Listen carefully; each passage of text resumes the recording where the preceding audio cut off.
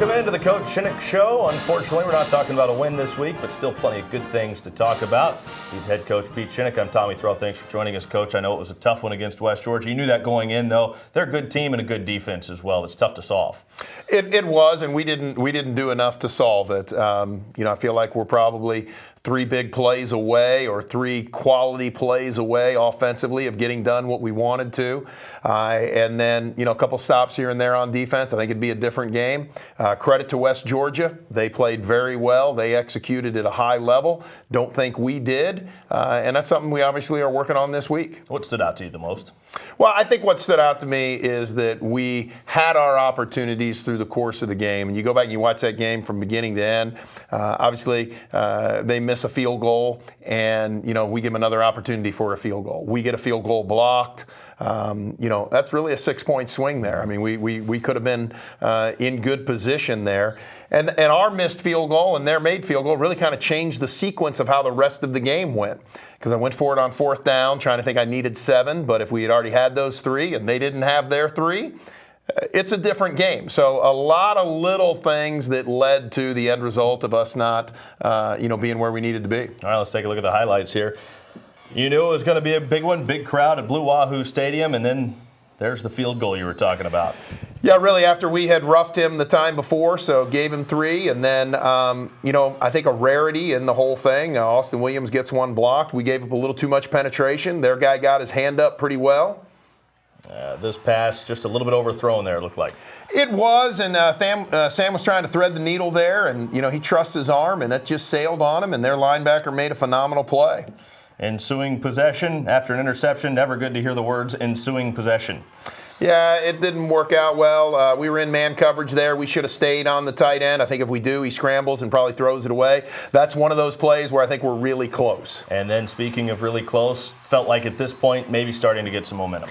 Yeah, I felt like we did what we needed to do, and, 2 plays in a row really puts us where we want to be and creates separation. And we had a couple more of these opportunities. We just didn't capitalize on them. Devontae Jackson had a huge game on the ground for West Georgia. He is a tough guy to bring down. He is, and he's very electric, and he was the best player in the league last year offensively, voted that.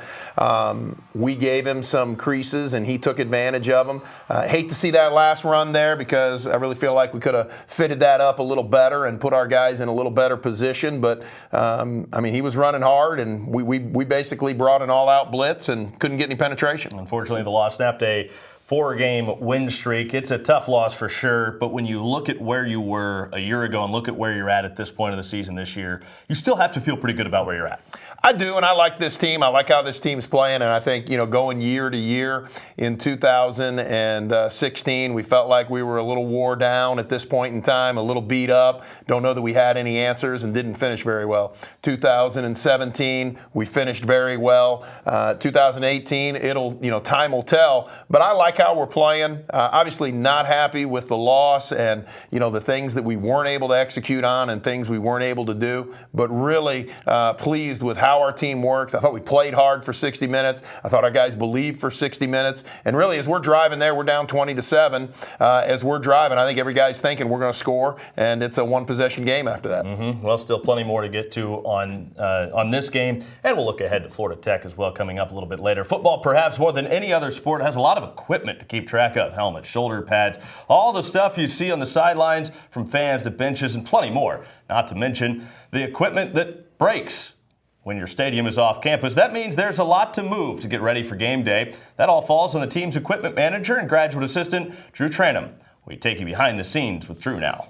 It all begins on Thursday when the players throw their helmet, their shoulder pads, their knee pads, their cleats in their travel bags. And then we'll come down to the stadium today on Friday at about 10 a.m. We'll set up their locker with their jersey, their pants. We bring that for them. So basically on Saturday, we really just, the players get here, boom, everything's waiting for them. We want to make it as easy as we can on them. Every decal you see on the helmets, all about 140 odd helmets we've done, I decaled every single one of them. And that's something that I kind of take a little bit of pride in. The players look good, they feel good, they play good, just make my day better. I look forward to kickoff because all of the hecticness of the game, all the preparation, it all comes as soon as the game kicks off. a sigh of relief for me. And then it all starts again as soon as the game's over. There's plenty more work to be done as the playoff gauntlet heats up. We're here to discuss where the Argos go next on the Coach Shinnick Show.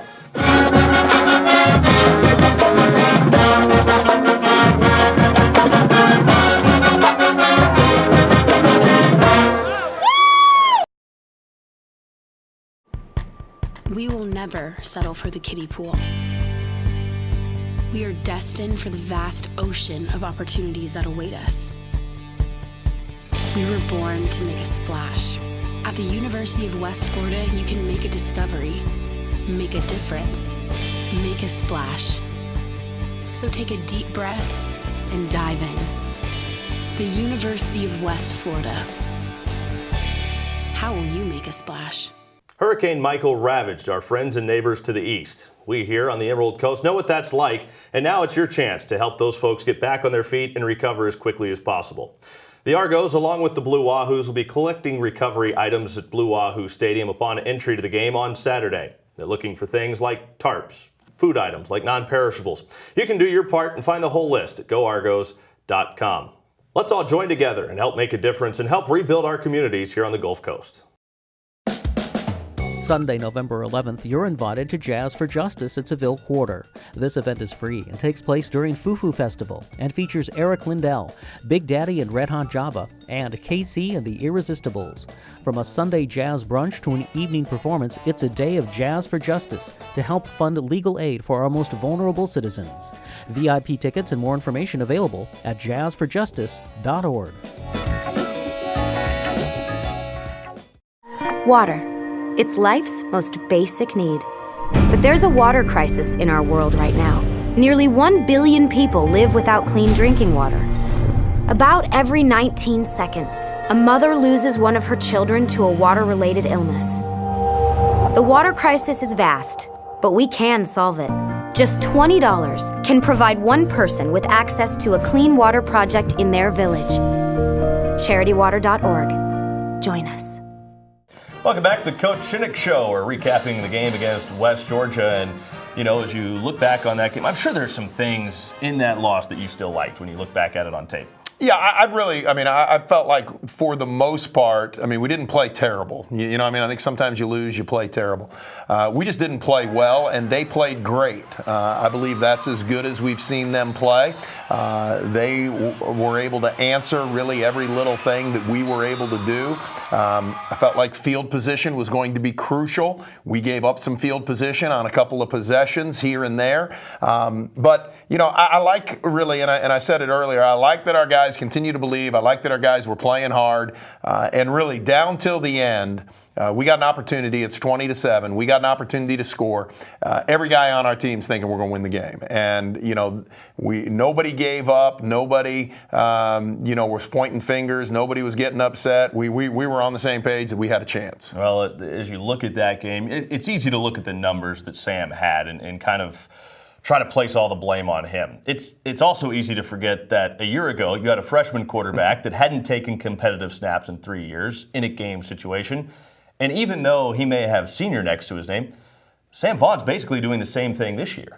Yeah, we're learning and growing with Sam really every week, and I think the opportunity to just continue to get in those type of situations only making him better. I look at his stats: 18 for 35. I feel like he had a couple of drops there, maybe 4, depending on some of those balls. And then I think there were a couple where we could have done a little better job executing, from the O-line and the wide receivers. And then there's some that he has to throw better.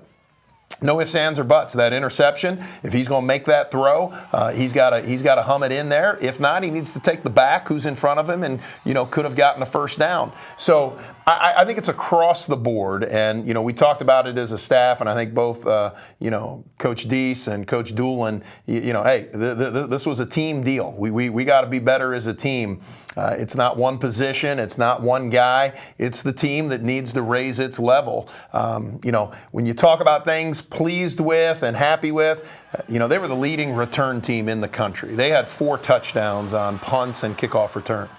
You saw us punt the ball with great air, no returns there. You saw us kick the ball off, out of the end zone. No returns there. And you start talking about winning a field position battle and giving yourself an opportunity. Those were crucial to us. A lot of people don't see what goes on behind the scenes. Folks aren't showing up to practice to see what goes on there. One thing that stood out to me, and you and I had a chance to talk about it after practice earlier this week, your receivers and your quarterback were out there long after practice, still running routes, still working on things on their own. That speaks volumes to me about a team. It really does. And I mean, we had 8 receivers out there trying to get better, trying to find a way to, hey, Sam, where can you place it? Sam, hey, where can you do this? Nick Bell's our second string quarterback out there working with guys.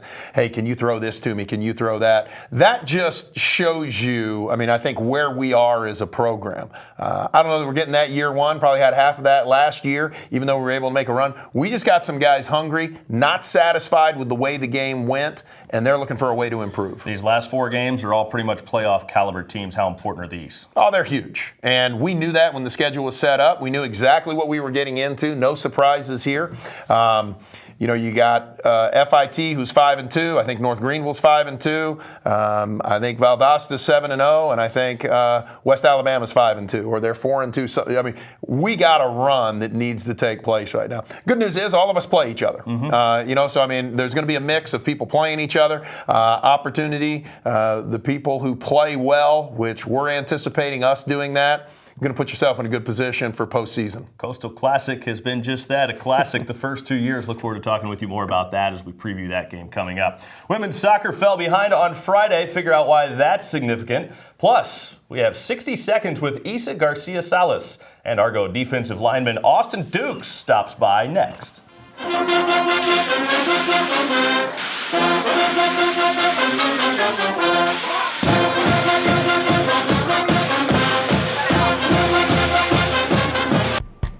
We are not here to drift.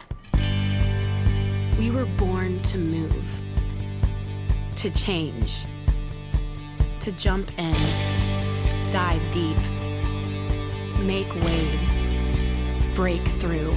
We were born to splash. The University of West Florida is America's best university for making a splash. The University of West Florida.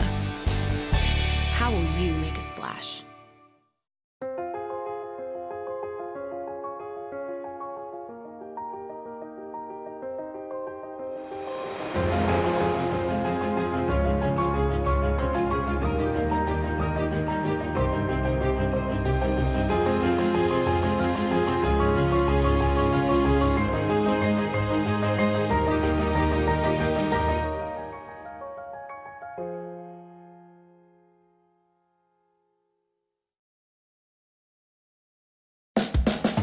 Sunday, November 11th, you're invited to Jazz for Justice at Seville Quarter. This event is free and takes place during Fufu Festival and features Eric Lindell, Big Daddy and Red Hot Java, and KC and the Irresistibles.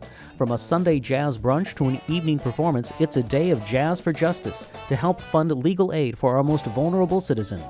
VIP tickets and more information available at jazzforjustice.org. Welcome back to the Coach Shinnick Show. We'll take a quick break from football for a minute and tell you how great Argo Athletics are across the board.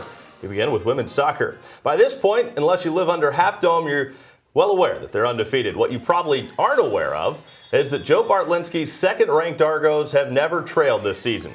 Until Friday. The Argos gave up an early goal to West Alabama less than 5 minutes into the game, but then came out angry in the second half and scored 3 unanswered. Peyton Peppers tied the game with her 8th goal of the year before Grace Busby found the back of the net for her 7th. Kendall Bobbitt added 1 for good measure late in the game for the Argos' 3-1 win. Sunday was more of the same. Alabama Huntsville scored first, but the Argos scored 3 unanswered to again win 3-1. Jessica Quixley, Sam Warren, and Busby all scored of the match to stretch the Argos' win streak to 14 games. Sam Warren had this to say after the game.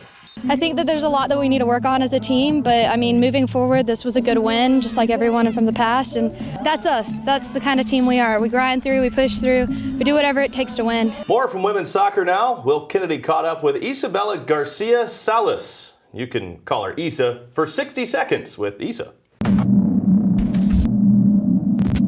We're here with UWF right back Isabella Garcia Salas, and this is 60 Seconds with. First of all, we need to get to know you a little bit. Where are you from? I'm from Guatemala. So this is a long way from home. What do you miss most about home? Everything. My family, my friends, the food. So I'll ask you, favorite dish? I think my mom's lasagna. Do you cook any of the stuff from home while you're here? I don't know how to cook. Do you follow any other sports like outside of soccer? Because I know it's big in Guatemala as well. I like watching Serena Williams. Tennis, very good. Do you play tennis? I try to. I can't. What do you like most about being here at UWF and being here in the United States? Well, I like the people, the beach, and just like studying and playing soccer at the same time. You can't do that back home. That's 60 Seconds with Isabella Garcia Salas. Thanks, Will. East and the Argos are back on the pitch Sunday against Spring Hill. Men's soccer is really good, too. They're 9-2-2 and riding a 10-game unbeaten streak after earning a pair of wins this weekend against West Al and UAH. Ed Schaap led the way with a pair of goals in Friday's win, giving him 7 for the season. Friend of the show, Sean Hofstetter, was solid behind the scenes with a pair of assists in the Argos' 4-1 win. Sunday, new team, same score as the Argos topped the Chargers 4-1. Hofstetter got to celebrate a little in this one with 2 more goals, giving him a GSC best 13 in the year.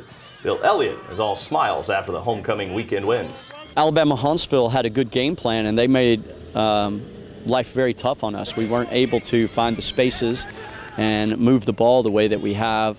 They were up for the match. They were well coached, well organized, and it was tough. It seems all the Argos do this fall is win, win, win, and volleyball is no different than the Sockers. Maybe the Argos should have commissioned DJ Khaled for the fight song. Volleyball has won 10 straight after another weekend sweep of both Union and Christian Brothers on the road. With the sweeps, the Argos have now won 24 of their last 25 sets. That's just one set the Argos have dropped in their last 8 matches. Michaela York led the weekend with 18 kills in the 2 matches. It may seem crazy, but it's almost basketball season. Both men and women started up practice this week. The men are coming off the program's first ever trip to the NCAA tournament and returned senior point guard Rashawn Benson, preseason All-GSC selection. He's joined by one of the GSC's top newcomers, John Brown. The Argos are preseason ranked number 9 in the D2 Bulletin poll and picked 2nd in the GSC preseason poll. With all of that, there's plenty to be excited about around Jeff Burkhammer's program. The biggest thing for us and the theme would be consistency, whether it be from possession to possession on either end of the floor, game to game, or season to season. We don't want to fall back. We want to continue to be a contender. So our consistency is a big key to how we're going to do this year. For the women, they enter the season picked 3rd in the GSC. Seniors Tony Brewer and Haley Neiman count for 2 of the 5 preseason All-GSC members. Coming off an 18-12 season from a year ago, Stephanie Lawrence Yelton likes the way her team is coming together this season. I'm excited about this year's team. I think we've got some players who are very hard workers. We've got a lot of details to take care of, and that's obviously early in the year. I think as we continue to improve and get better, this team is really going to elevate and be a very good team. Speaking of women's basketball, Mr. and Miss UWF were crowned this weekend as part of the homecoming festivities. Seems like perhaps an unusual transition, but our good friend and musically gifted Faith Franklin took home the crown, literally. The Argos junior guard was crowned Miss UWF during halftime of Saturday's football game. She was pumped, as well she should be. It feels great. I'm honored, honestly. It's so cool. All these people voted for you. It's awesome. I'm thankful, grateful, blessed. Thanks. The fall tennis season has wrapped up. The Argos have another national champion on campus. Berta Bernardi won 3 singles matches at the ITA Cup to pick up the Division II national title on Saturday in Rome, Georgia. I mean, it was amazing. I didn't expect to win the tournament. I was really looking for that, but I don't know. It was really hard and tough. The title is the 3rd singles title in women's tennis and the 1st since 1989. Austin Dukes is a junior defensive lineman for the Argos who's had his hands full this season, and the workload won't lighten up the rest of the way. So while he's still able to stand, we bring him in studio now. And Austin, welcome. Thanks so much for being on with us. Thank you, Tommy, for having me. That's great to have you. And well, you have 5 tackles in that West Georgia game, brings you up to 27 on the season. So what's life like there in the trenches on the defensive line? It's fun. It's fun being undersized, 230 pounds, and going to get somebody that's 300 pounds or more and a lot stronger. But it's just fun getting underneath them. Basically just telling them and showing them that, hey, you're going to have a fun night tonight dealing with me, putting up with somebody. What's the key to being able to beat some of those guys that maybe have a little more size on you? Low pad level and good hands. I mean, I hate to say it, Coach Crush has been telling me my whole career, and I don't want to sound like him, but if you get underneath somebody, I mean, it's hard for them to push you when you're underneath somebody's pad level. So you got lower pad level. You had a big fumble recovery in the national championship last year. Yeah. Where does that rank in some of your favorite moments from your college career so far? Probably number one, definitely number one. It was fun getting done with the game and seeing all the texts and calls I had, and it was just a great experience. I wish I would have scored it. Got brought down at the 6-yard line. I had 6 more yards. I could tell my kids one day, I scored a national championship, but now I got to tell them, I returned it to the 6-yard line. Right. Don't sound as cool, but hopefully it's still the national championship on national television. Exactly. So it was an awesome experience. It's hard to beat that. Yes, Florida Tech this week. You guys have played a couple of tight games against them so far the last couple of years. How much do you look forward to this game year in and year out? Oh, it's a great game. You got 2 schools with a lot of Florida kids on it, and a lot of kids that's been competing throughout high school, middle school, that are going against each other again. Always close. I mean, the first year we won by Hail Mary at the last second, and then last year we won by a field goal at the last second. So it's always a tough game, and I'm looking forward to it. Do you have a lot of friends on that team? A lot of friends. I got my buddy Tate Litio, his little brother plays, so I know he's been talking a little trash already. So I've been jumping in there. Got my buddy Tate's back. There you go. So a little trash talk. Good stuff. On the offensive line, their goal is always to open up holes and protect the quarterback. What is the equivalent of that on the defensive side of things? I would say the D-line specifically, we run a 3-man front, so I think we just got to take on double teams and let our linebackers fill. I mean, you got to understand that this play ain't your play to make. If you're getting a double team, you got to stay in the gap and make sure they don't come off and hit one of our linebackers that's trying to come and fill the hole and tackle a running back. All right, good luck this weekend against Florida Tech. Thanks so much for stopping by. Thank you, Mr. Tommy. Yes, sir. It's Austin Dukes joining us. Still plenty more to get to. The Argos are back home, and they do tangle with Florida Tech. It's the Coastal Classic, or if you prefer, you can call it the Litio Bowl. We'll explain next. This is the Coach Shinnick Show on the UWF Sports Network.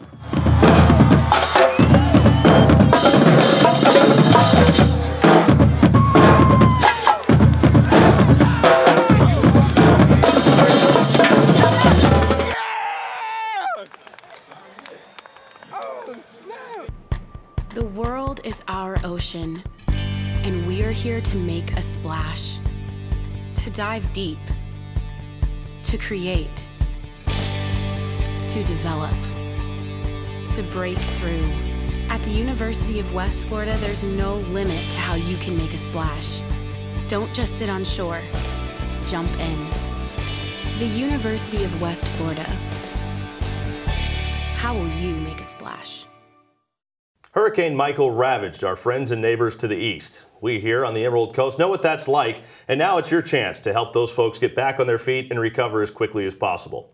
The Argos, along with the Blue Wahoos, will be collecting recovery items at Blue Wahoo Stadium upon entry to the game on Saturday. They're looking for things like tarps, food items like non-perishables.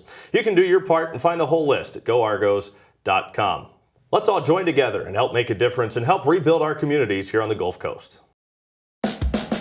Sunday, November 11th, you're invited to Jazz for Justice at Seville Quarter. This event is free and takes place during Fufu Festival and features Eric Lindell, Big Daddy and Red Hot Java, and KC and the Irresistibles. From a Sunday jazz brunch to an evening performance, it's a day of Jazz for Justice to help fund legal aid for our most vulnerable citizens. VIP tickets and more information available at jazzforjustice.org. Water. It's life's most basic need. But there's a water crisis in our world right now. Nearly 1 billion people live without clean drinking water. About every 19 seconds, a mother loses one of her children to a water-related illness. The water crisis is vast, but we can solve it. Just $20 can provide one person with access to a clean water project in their village. CharityWater.org. Join us. Welcome back to the Coach Shinnick Show. We'll chat with him shortly. This weekend, the Argos play host to Florida Tech, a team that really wanted Argo receiver Tate Litio, but he's on the Argos campus. They were, however, able to convince his brother to go there. He's redshirting, but it still makes for a fun family rivalry in the Litio house. They had already named the game the Coastal Classic, so it was too late to name it the Litio Cup. Oh, it's definitely one I mark on the schedule for sure. My little brother plays there, as you know, so he's making the trip as well to watch, so it's a good one. Is there a little rivalry? Have you guys been talking back and forth? Oh, definitely, all year. I mean, anytime we're together, that's what we talk about, so definitely excited, and that's a big game for me. Who's the family cheering for? He's redshirting, so they're definitely cheering for us this year, UWF this year, because he's not playing the game, but I am. Is there any chance that you can get him maybe a Argo shirt to wear while he watches? I'm definitely going to give him one. We'll see if he wears it. I doubt it, but I'm definitely going to give him one. This has to feel pretty special. Yeah, it's awesome. I have a lot of family come in. We're all excited. So it's just been great. My little brother, we're really close as well, so it's just been awesome for him to be able to play college ball as well, and our rival. I'm extremely proud of him. He's such a hard worker, really smart. I would call him a genius. He got a 35 on his ACT first try, so he's as smart as it gets and as good of a football player as it gets, too. Whose ACT scores are better? Him. Yeah, I did well, but he did exceptionally well. Did you ever use that against you? Yes. I hear about it all the time. So. Tate said, as familiar as he's become with the staff at Florida Tech, this is a game he looks forward to every year with a little extra motivation. Let's welcome back head coach Pete Shinnick. Florida Tech is having, I guess when I look at it and you kind of look at the weekly results, for some reason in my head, I feel like it's been a down year. Tough to say a team that's 5-2 is having a down year. Yeah, I think they're playing good football, both sides of the ball. I think they're finding ways to get it done. I think they're like us. They've been in a couple of close games with a couple of opponents, but they've found ways to win. I think that's one of the impressive things that we've always felt about them is very well coached team, disciplined team. And I mean, really, since we've been here, I think they're winning, 7, 8, 9 games a year. So they've found a good formula that they're sticking to. Seems like there's a lot of similarities there. Their 2 losses are against highly ranked teams, West Georgia and Valdosta State. Unfortunately for them, they're both conference losses. Both of your losses, of course, to top 10 teams as well. So there has to be some similarities between these 2 programs. There is, and I think we're both obviously in a position where now we kind of control our own destiny based on how we play and what we get done. This game obviously has turned into a phenomenal rivalry. We've been able to find ways to win the first 2, and really last year's victory, as crazy as it was at the end of the game, I mean, that's the one that really kept us alive through the process of, making the postseason. In a similar situation, both teams are in a similar situation. What does that do on top of a rivalry? Both teams kind of playing for playoff position right now. Yeah, I think it's the Gulf South Conference, and the fact that it's FIT, I think, it's the same type of, opportunity for both teams. That cranks it up a little bit. They're obviously chomping at the bit to get a victory against us because that's eluded them the last couple of years. But with that being said, I think the rest of our opponents down the stretch, I mean, we're kind of all going to be in the same situation. We really are, and it all depends on what takes place over the course of the next couple weeks. I mean, go to the last game of the season, which is a long ways away, but, West Al's got to go through some things, or they could be sitting there and we could be having the same conversation with that. Next week at North Green, we could be having the same conversation with that. So this one being where it's at, being the fact that we're playing for the trophy, being that, there's a lot of guys on both sides of the ball that have played against each other, just adds to the fun and I think adds to the rivalry. They've got some offensive weapons too. Romel Guerrier is the leading receiver in the GSC. Antoine Haynes, one of the top running backs. So what are you watching for this week? Well, you mentioned it right there. And I mean, those 2 guys are as good as there is in the conference. I mean, if the coaches voted right now, they'd both be first team all conference. Haynes has been extremely explosive against us the 2 years that he's played against us. So we know that we've got to cover and tackle well. We saw that last week with West Georgia. We got to be able to tackle well, got to be able to get done what we need to get done. I think it's going to be, a very similar game, a back and forth type game. I think field position is going to be crucial. And then really the team that, kind of handles themselves the best, that's going to be the difference maker. All right, Coach, good luck. Should be a fun one this weekend. Thank you. All right. It's the Coastal Classic this weekend at Blue Wahoo Stadium. Kickoff is slated for 4 o'clock, and you can watch it live on Blab TV. Radio coverage starts with the Argo Kickoff Show at 3:30 on 94.5 ESPN Pensacola. Thanks for watching. For Coach Shinnick, Austin Dukes, and our entire crew, I'm Tommy Thrall. We'll see you next week on the Coach Shinnick Show on the UWF Sports Network.